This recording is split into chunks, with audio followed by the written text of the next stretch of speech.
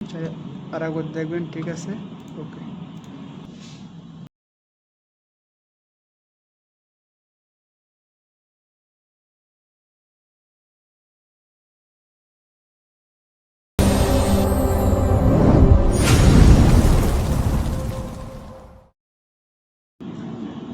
সবাইকে আজকে আসলে আমি আপনাদেরকে দেখাবো যে কীভাবে ইঞ্জিনে এল শেপ আসলে আপলোড করতে হয়। ভিডিওটা আমি অনেক খুশি ইউটিউবে পাইনি, তার জন্য এটা আজকে আমি করে দেন আজকে এটা আমি আপলোড করবো। তারপর দেখেন,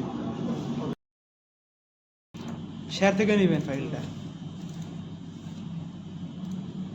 কপি করলেন, ডির মধ্যে রাখলেন, এল শেপ 25, এখানে হচ্ছে একটা ফোল্ডার করবেন, কোথাও পারে ক্লিক করে নিউ ফোল্ডার, তারিখ হচ্ছে 28/12/25, এই যে চলে এসে ফাইলটা কপি হইল, কপি হোক।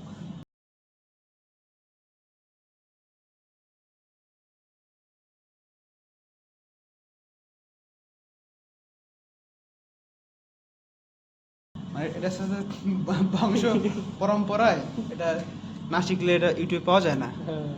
আচ্ছা, এবার আমরা ভিজে গেলাম, ইম্পোর্টে গেলাম, নিউ সেন্স ইম্পোর্টে, তারপরে যাব হচ্ছে গিয়ে এই যে এল শেপ ব্রাউজে আজকের তারিখে যাব, কম্পিউটারে গেলাম, সরি ডি ভুল হয়েছে, ডিতে গেলাম,